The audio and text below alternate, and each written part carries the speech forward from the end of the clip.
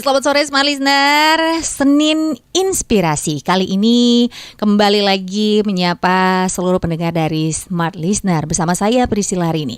Nah, biasanya tuh di Senin Inspirasi kita juga membantu rekan-rekan kita, ya teman-teman kita di UMKM, bagaimana mereka memasarkan produknya. Nah, kali ini di studio di studio telah hadir bersama dengan kita ada Valina Premium Cookies and Cake.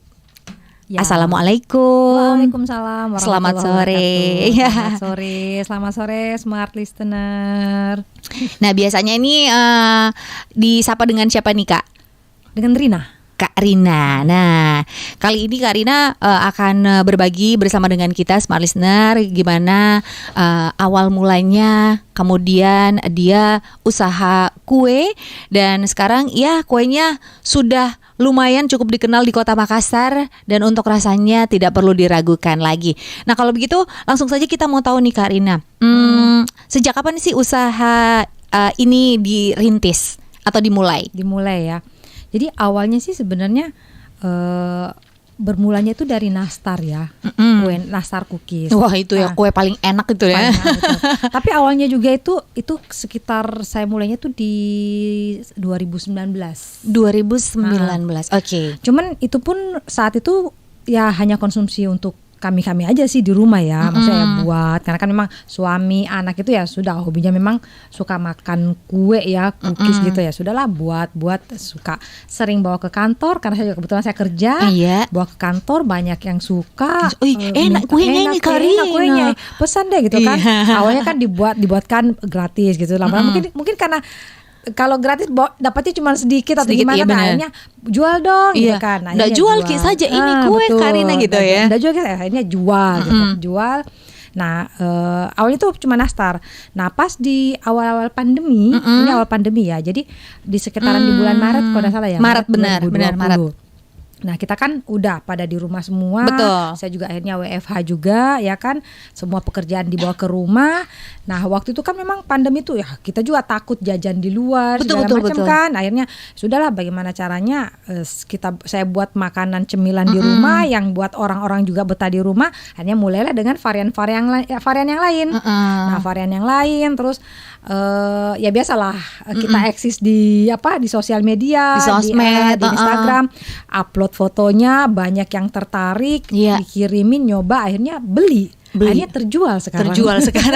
Sebenarnya kalau Valina ini jualan apa aja sih? Ada premium, ini Valina Premium Cookies and Cake. Jualannya apa aja nih? Kalau kami jualnya tuh memang produk andalannya kita tuh marble cake premium, memang premium. Terus kita juga ada brownies dan aneka cookies. Gitu. Marble, brownies dan aneka cookies. Kue kering. Waduh, jadi emang kalau kuenya ini mau acara juga boleh, pas hari raya juga boleh. Betul ya, karena ada cookiesnya, kue-kue kecil. Terus kenapa usaha kue, kenapa nggak usaha baju? Pada satu Eva itu kan banyak kayak usaha baju bekas. Apalagi sekarang lagi ngetren nih thrifting. Ya betul. Kenapa mesti kue? Mungkin karena hobi kali ya. Hobinya hobinya bikin kue, ya sudah menyalurkan hobi itu akhirnya jadi usaha. Tapi ini kue pernah sekolah atau pernah belajar atau otodidak? Otodidak. Wow. Nah, jadi ya otodidaknya belajar ya. Sekarang udah banyak ya media belajar belajar di YouTube, tinggal lihat. Tapi kan biasanya pastilah orang yang membuat konten di YouTube, ya kita yang komparasi. Lihat satu YouTube, satu video, kita komparasi dengan video yang lain. Kayaknya kalau kita dengar seperti ini, jadi tetap ide kreatifnya dari kita juga. Jadi tidak semata-mata kita hanya nonton satu video YouTube, satu konten ikutin itu enggak kita gitu. ikutin. Kita ikutin beberapa, kita lihat beberapa ya kita padukan, ya jadilah rasanya seperti ini. Tapi emang dari dulu suka bikin kue ya? Memang sih mungkin turunan dari mama kali ya. Mama suka masak dan bikin kue, turun ke saya. Saya pikir bakat nyanyi aja atau bakat menari yang turun ya. Ternyata bakat bikin kue juga. Ya. Bakat bikin kue juga ternyata turun ya. Betul. Jadi awal mulanya itu tahu bahwa saya kayaknya bisa bikin kue enak ini. Itu awal mulanya apakah sudah kerja atau mungkin memang dari zaman sekolah sudah suka bikin kue? Kalau dari zaman sekolah sih masak iya, tapi kue sih palingan pada kalau ibu bikin kue, saya juga ikut bantu ngeliat. Tadinya mungkin ya masih ketanam kali ya. Oh kalau bikin seperti ini caranya gitu. Nah akhirnya sudah pas kerja coba-cobalah juga. Coba-coba kue apa pertama kali yang yang Karina ingat yang dibuat waktu itu? Yang waktu apa deh yang pertama kali? Iya pertama bikin kue gitu. Saya kayaknya mau bikin kue deh pertama. Nastar. Karena kan kayaknya nastar itu kue andalan ya. Dan saya juga beberapa mencoba di tempat luar gitu kan. Oh, coba satu ini, oh kekurangannya di sini. Coba kue ini kekurangannya di sini. Gimana kalau kita coba cari kekurangan ini kita padukan gitu dari satu produk, akhirnya inilah.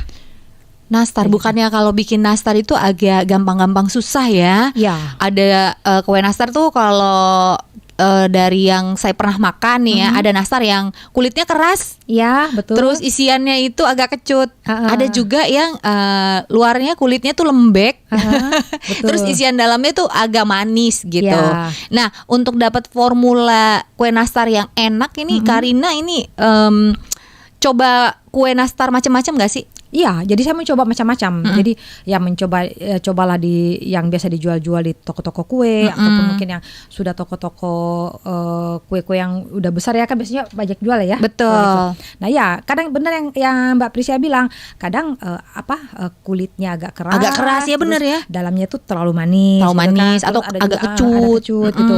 Nah itu yang kita padukan bagaimana bisa menghasilkan kue nastar yang mungkin luarnya lumer, yang lembut dimakan dan isiannya tuh pas di lidah kita. Nah, kalau kue dari Karina ini bisa diceritakan rasanya seperti apa? Nah, seperti itulah tadi yang saya ceritakan.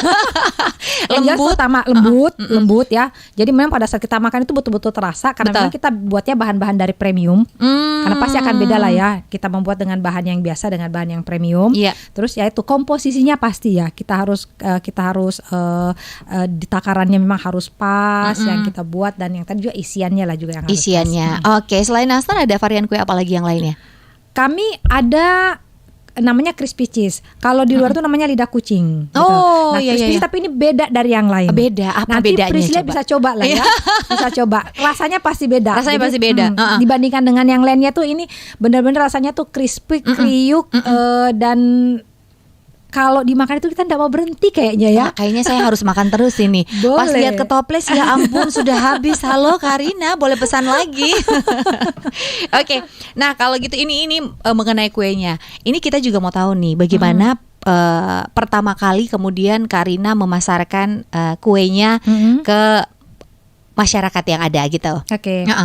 Ya, jadi awal sih yang tadi saya bilang ya, cuman dari mulut ke mulut, dari teman ke teman gitu kan. Itu dulu awalnya. Itu awalnya. Terus memang sosial media itu sangat powerful sebenarnya itu dia. Nah, di sosial media kita upload, kita buat gambar fotonya yang menarik, yang buat orang tertarik untuk melihat gitu kan, dan akhirnya membeli. Tapi paling kekuatannya adalah dari mulut ke mulut. Jadi pertama kali itu memasarkan kuenya itu dari kasih coba teman dulu ya. Betul. Coba teman suka. Aduh kayaknya enak ini ya. Terus temannya kasih coba temannya lagi. Coba temannya lagi. Nah, yang paling ini kan waktu Lebaran. Ya. Lebaran itu yang memang lagi boomingnya juga hampers. Hampers. Ya kan? Oh iya benar. Kan? Nah, banyak yang pesan ke saya hampers dikirimi temennya gitu. Nah, akhirnya yang dikirim itu jadi suka, akhirnya repeat order lagi. Nah, kayaknya dari situ juga akhirnya melebar lagi. Wow. Penggemarnya emang itu marketing yang paling murah, paling efektif dan murah dan efektif ya. Betul, itu ya. Efektif banget. Betul. Dari kita kasih coba teman kita, apalagi kalau misalkan teman yang kita kasih coba produk kita itu adalah orang yang banyak bergaul. Betul. Banyak teman lah ya. Banyak teman, otomatis gini. Nah, kalau kasih coba teman ini berarti harganya karena tadi dari Karina bilang bahwa bahan-bahan yang dipakai ini bahannya premium semua. Betul. Berarti harganya agak mahal atau gimana untuk persaingan harga sendiri?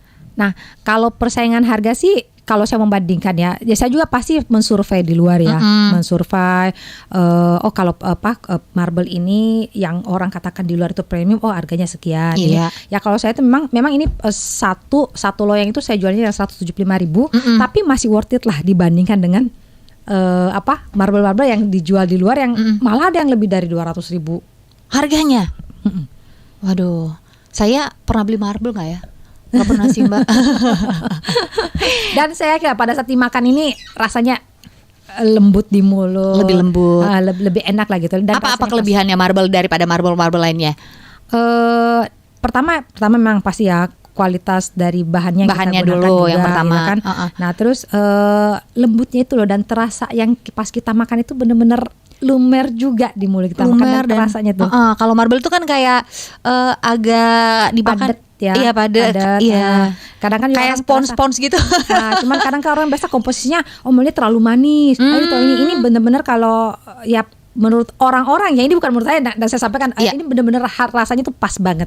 Pas banget di di lidah orang-orang yang pernah merasakan marble. Tapi pernah gak sih bikin kue terus misalkan pembelinya bilang, aduh Kak, kayaknya terlalu kemanisan deh, atau Kak, kayu manisnya, ini contoh aja nih ya, karena saya juga bukan pembuat marble gitu, jadi contoh kayak kayu manisnya terlalu kerasa nggak? Pernah nggak dapat komen-komen seperti itu? Alhamdulillah sih selama ini tidak ada. Dan saya juga sebelum launching satu produk saya itu tidak langsung buat dan jual. Jadi memang beberapa orang itu saya memberikan untuk coba gitu. Ya pertama mungkin di keluarga juga, coba deh rasanya enak dah, ada yang kurang dah atau apa. Ke teman-teman juga seperti itu. Tapi pada saat saya meminta mereka nyoba dan minta komentarnya ya oke aja semuanya. Sejauh ya. Ini semua oke. Setuju, jual aja Mbak, enak katanya. Betul. Wah kayaknya enak nih Mbak. Iya. Apalagi gratis Mbak. Biasanya teman kantor begitu. Iya. Tapi lama-lama tapi emang sih saya juga secara pribadi kalau misalkan saya pas makan kue ya, kayaknya kuenya ini enak deh. Nah buat saya pribadi kalau saya rasa kuenya enak, harga itu saya nggak pikirin lagi. Yang saya pikir, wah emang kuenya enak, rasanya juga emang beda, tidak seperti yang lain, ya worth it lah gitu untuk harga seperti ini dengan rasa yang seperti ini gitu. Dan kadang kalau orang udah beli ini merasa mencoba yang lain itu sudah kayaknya jangan nih deh. Gimana ya? Kembali lagi deh, kesini lagi deh. Alhamdulillah. Alhamdulillah ini rezeki nggak kemana. Nah itu dia marble, terus cookies. Nah dari packaging sendiri ini kreatif sendiri apa ada ngelihat contoh-contoh dari luar? Ini kan tentu saja kalau kita beli kue ini biasanya orang juga tertarik dari packagingnya. Ya, betul sekali. Nah kalau packaging sendiri gimana, desain atau gimana Kak? Ya kalau pertama dari logo, dari logo pasti saya desain sendiri ya. Ya pasti dibantulah sama teman yang memang punya keahlian lah ya dalam mendesain gitu kan logo. Nah untuk packaging pasti saya mencari referensi yang mana yang bagus, yang mana yang update. Terus yang pasti packagingnya pun itu nggak malu-maluin untuk ditenteng gitu karena kayak gini marble. Dengan dus yang lebih menarik gitu kan, packaging yang lebih menarik, mau ngasih ke sahabat, mau ngasih ke keluarga, atau mungkin mau berkunjung ke teman yang sakit untuk dipakai tuh menurut saya sudah sangat worth it banget ya dengan packaging seperti ini gitu. Nah karena memang biasanya itu ya kalau misalkan makanan yang orang lihat pertama kali adalah packagingnya. Apalagi kalau kita baru pertama kali pesan terus rekomendasi dari teman, pas datang kenapa begini tempatnya ya? Nah, padahal belum coba rasanya. Beda sama yang udah pernah mencoba. Mungkin sudah nggak memikirkan lagi. Tapi kalau yang belum pernah coba kan pasti kita lihat ya.